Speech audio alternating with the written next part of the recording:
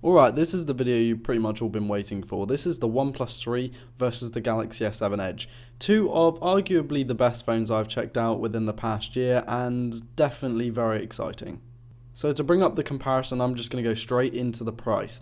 Now, the Galaxy S7 Edge did release for £560 for a 32GB model, and the OnePlus 3 launched for a 64GB model. That's double the storage for £300. Now I'm going to jump into the screen. The screen is the main bit you look at, obviously. You're going to be doing everything using the screen, unless you're kind of, using it as a paperweight or something.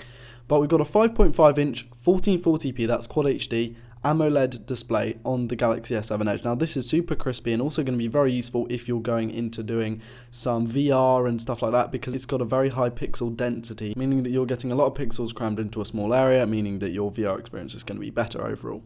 Now with the OnePlus 3 we've got the same size screen, it's 5.5 inches, but it's 1080p instead of Quad HD, and it's AMOLED again, meaning that both screens give out absolutely great contrast and great blacks because of that AMOLED displays. The difference is the OnePlus 3 is slightly less crispy, but also very good. I do find the OnePlus 3 has a great display, as well as the Galaxy S7 Edge. In terms of a 1080p display, it's probably one of the best on the market right now. Now both have their own versions of ambient display. The OnePlus 3 does call it ambient display, and the Galaxy S7 Edge does actually call it always on display. Now you can change whether you want this to have the time and date on the top of the phone, or because this has got a curve to the edges of the phone, you could also have the ambient display on the sides like I have. Both screens are going to serve you well for watching video, for playing games, for just using your phone in everyday use. They're great displays, although the S7 Edge just comes on top for me because it is more crispy. Now for cameras, this is basically one of the most important parts of the phone for me, because I absolutely love cameras. I'm a camera geek, and so I need a good camera on a phone, and this is where these two phones really do deliver. With the Galaxy S7 Edge we got a 12 megapixel camera on the back, which doesn't sound like a lot, it sounds a lot like the iPhone 6s Plus.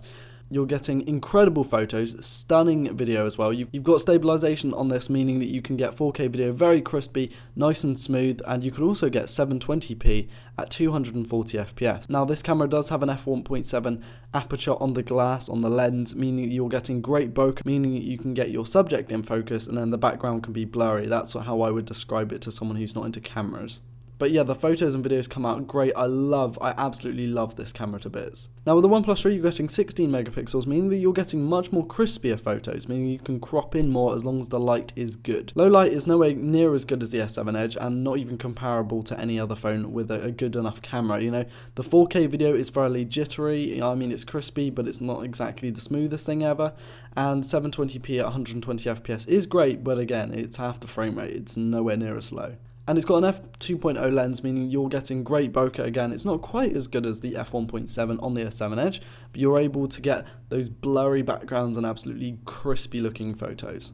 Now if I had to compare these cameras, I would say the S7 Edge comes out on top here because of its low light performance, as well as I just really like the application. It's very quick to focus, it's very quick to take the photo, and overall I think the video looks better as well, not only because it doesn't have to adjust all the time, but also I think because it just looks a little bit smoother and a little bit more, I shot this on a phone type video. Now for the front facing cameras, we've got a 5 megapixel one on the S7 Edge, we've also got an 8 megapixel one on the OnePlus 3. Now the 5 megapixel one on the S7 Edge again is less crispy but very wide, definitely not the sharpest, but very wide, meaning you can get lots of people in your selfie.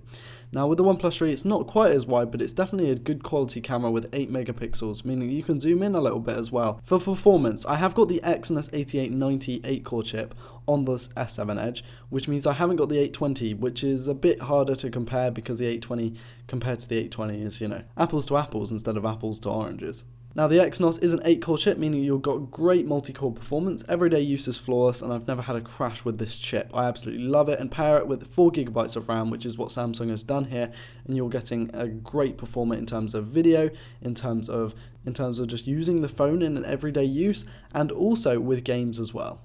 Now, with the OnePlus 3, you've got a Snapdragon 820, which is a quad-core chip, stepping down half the core count of last generation Snapdragon 810, but you're definitely getting a lot of power. It's very efficient, and everyday use is fantastic, no crashes, the same as the S7 Edge, no crashes at all, and you're pairing this with 6GB of RAM in a phone, which I believe is the highest amount of RAM in a phone at the moment.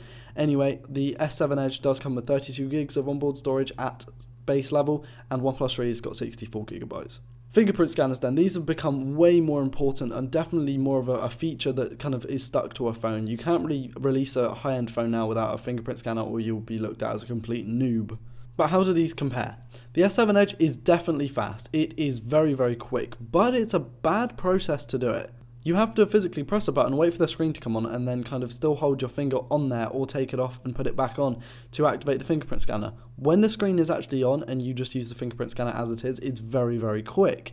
But the fact that from a completely dead and off phone to a phone that's, on your lock screen, it kind of takes a little bit longer.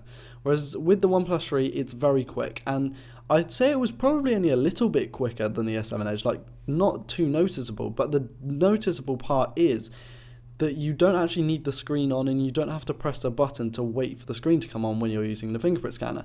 So let's give an example. Say your phones were sat on a table, both next to each other. You'd physically have to wait longer for the S7 Edge to boot up just because you've got to wait for that screen to come on to activate the fingerprint scanner. With the OnePlus 3, from a complete black screen, you just tap that fingerprint scanner, no need to press a button, and it will come straight onto your home screen if it's successful. So overall, I believe the OnePlus 3 wins here, although the S7 Edge is definitely almost as quick. The build then. Well, with the S7 Edge, you're getting all metal and glass. It feels incredible in the hand and not too slippery considering it is glass on the back as well. It does feel very kind of precious, and you don't want to break it or anything. I have had a small scratch in the top of mine, which is not the best, but I mean, it's something you really need to put a skin or a case on. With the OnePlus 3, I believe this actually feels more premium, but it's definitely more slippery in the hand with an all metal design on the back as well. You're getting glass on the front but not on the back, which means it's actually more slippery, which is strange.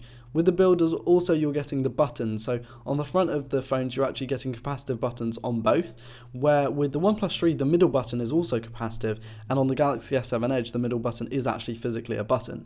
Now, I don't really like off-screen buttons. I mean, I love the idea of them, but it's the fact that you really can't hold on to your phone all too much with them on the screen, especially in landscape, because you kind of accidentally press them and you don't really want that. Now, the physical buttons on the sides are really good. I would give this one straight over to the Galaxy S7 Edge due to its separated up and down volume rocker instead of a continuous one, as well as the buttons just feeling a little bit better.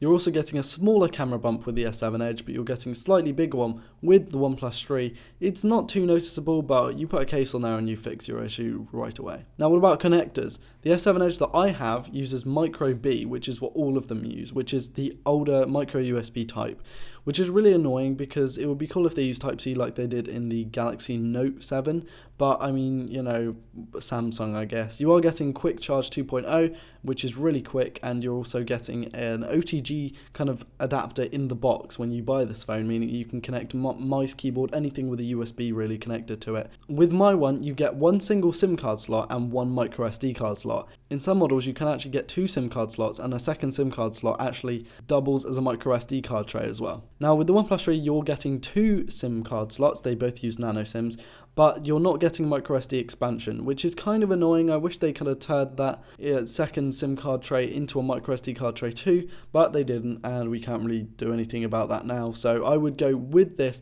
for the S7 Edge, even if you do get the single SIM version, because you are getting that expandable storage. Now, battery life. This is something that is really controversial to me because obviously, as you guys know, I really do push the phones to the limits, and I also do moan a lot about battery life with my reviews. I mean, I've had several, probably hundreds of hate comments about this now. The battery on the S7 Edge, it's the best I've ever had on an Android phone. It lasts me all day. Pokemon Go lasts me pretty much all day. If I'm out, I can be on it for 3-4 hours at a time when I'm out walking. Come home and I've still got enough battery to last me the rest of the day. It is genuinely that good. And for spec, it's a 3,600 milliamp hour battery. Now, with the OnePlus 3, it's 3,000 milliamp hours, which is a huge decrease. And it lasts a full day with conservative use, but with Pokemon Go, it lasts about 3 or 4 hours straight. And then you've got a little bit extra use at the end of the day. Now, I have done some tests, and not scientific, I know, but I have done some tests out with Callum while we're both playing Pokemon Go, and I do find the S7 Edge does last a little bit longer, but the OnePlus 3's definitely not got too bad of a battery life. If you're using it conservatively, you're just going off Facebook, checking, maybe watching 1 or 2 YouTube videos, then it's going to last you all day, but you just got to be conservative about it. Now, there is definitely a way of getting the S7 Edge to run out before the end of the day, and that's just to heavily use it like you would any phone, but it's a little bit more difficult to kind of make it last less than a full day compared to the OnePlus 3. What about charging then? Well, the OnePlus 3 does have dash charge, which is their own little technology. It gives you a 4 amp charger and you connect your phone to it and it charges very, very quickly. This is very comparable to Quick Charge 2.0, which the S7 Edge does have, and we have done a comparison here. And as you see, the OnePlus 3 definitely charges faster than it, and I did my own tests here because although I do believe what OnePlus have said, I kind of wanted to do it for myself. Now, other features, the OnePlus 3 does have USB Type-C, which is a new connector. You could call it a secondary feature, a cool feature. You could definitely call this a cool feature, having USB Type-C, but I'm not sure if you'd call it, anything special. It's cool that newer phones are getting USB Type-C, and once it becomes more ubiquitous, it's going to be great, but at the moment, it's just not used enough for me to be able to use it comfortably. Now, with the S7 Edge, you're getting Quick Charge 2.0, like I said, wireless charging if you use a Qi, and I believe WMA, I'm not sure. It's different for different parts of the world, and with IP68 rating, it is also water resistant. That's right, not waterproof but water resistant. You can leave this in 1.5 meters of water, I believe, for 30 minutes, but I have, done tests just by running it under the tap. I don't really want to go more than that because this is my phone, I don't want to break it. And for software, you are getting near stock Android on the OnePlus 3 in Oxygen OS, which is built on Cyanogen, which is built on Android. And then you've also got the TouchWiz, or what, it's not called TouchWiz anymore, but you're getting a heavily Samsung skinned Android on the S7 Edge. Now, this is very different to any other TouchWiz kind of based phone that I've used before. It definitely feels a lot smoother and a lot cleaner compared to the other versions of TouchWiz, but it's definitely still there. I mean, it's very noticeable. There is a decent amount of bloatware on it, and if I was to go with software alone, I'd go absolutely straight for the OnePlus 3. Now, overall, there are things that I have missed out on here, and there are things that I've deliberately left out as well, just because I just don't think they're too important.